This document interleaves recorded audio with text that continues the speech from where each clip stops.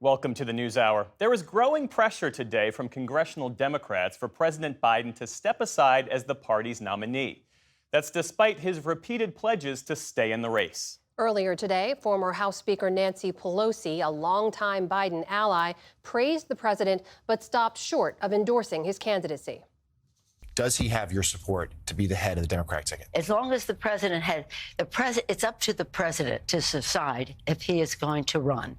We're all encouraging him to make that decision because time is running short. He has said firmly this week he is going to run. Do you want him to run? I want him to do whatever he decides to do.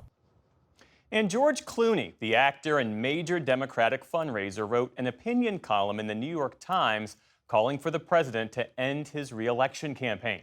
Our congressional correspondent Lisa Desjardins and White House correspondent Laura Barone-Lopez are here to discuss more. So Lisa, walk us through here. What exactly is Pelosi saying here and how much could it matter? This was a fireball that hit Capitol Hill this morning when this first came out.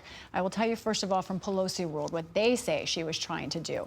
They say she wanted to send two messages. One, to the president and his team to not dismiss concerns that are real among Democrats on Capitol Hill. Two, a message for Democrats on Capitol Hill, basically to hold their fire. In that interview, she said, until after NATO is over, basically setting Friday as potentially a key date. Now, the interpretation is very different because Pelosi is known as a master strategist.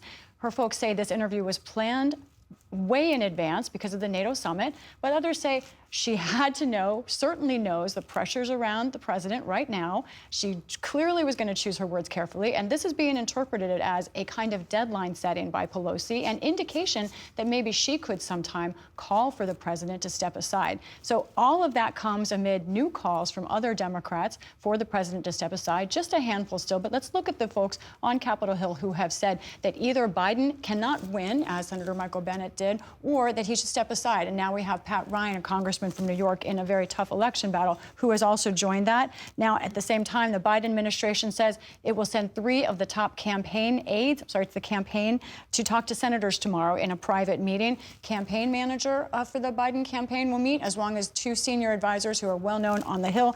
But Amna, I have to tell you, one of the senators who wants Biden to step aside told me they actually think that's dismissive because it's not Biden himself. Laura, I know you've been talking to Democratic donors. What are they saying about this George Clooney op-ed calling for Biden to step down? Multiple donors and advisors to donors that I spoke to today said that they don't think that the president's position right now is sustainable. And when they looked at George Clooney's op-ed, they said that one line in particular stuck out to them and captured kind of their unease. And that's that George Clooney wrote, "It's devastating to say it, but the Joe Biden I was with 3 weeks ago at a fundraiser was not the Joe big effing deal Biden of 2010. He wasn't even the Joe Biden of 2020. He was the same man we all witnessed at the debate." And that was a recent fundraiser in California that George Clooney co-hosted. And also, Rob Reiner, actor-director, followed that up, saying that he agreed with George Clooney and that Joe Biden needed to step aside. Donors acknowledge this. The alternative is complicated, but they really do believe, the most of the ones that I've spoke to, that President Biden should step aside. The campaign, of course, thinks that that right now big donors aren't as important to them. They're trying to put a focus on small dollar donations, saying that they've had some of the best fundraising at the start of July that they've had so far. Lisa, Clooney also said most Democrats he speaks to privately worry that Biden cannot actually beat Trump. If that's true, if most Democrats are unhappy with Biden as the nominee, why aren't more saying so publicly or forcefully? It's the eternal question. 2 reasons. One, are concerned that perhaps there's not a better option.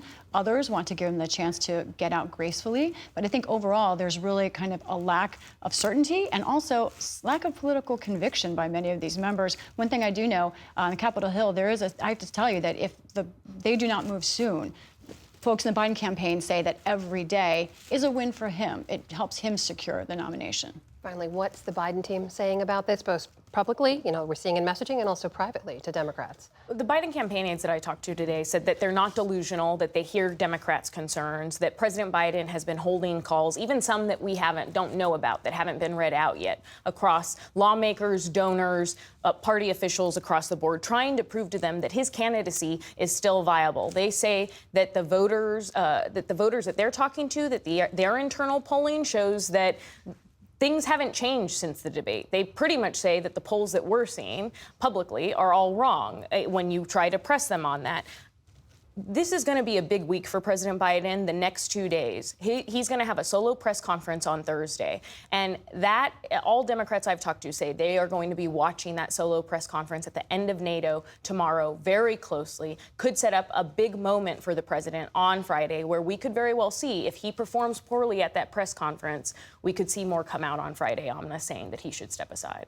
Laura Barone Lopez, Lisa Desjardins, thank you to you both. Thank you.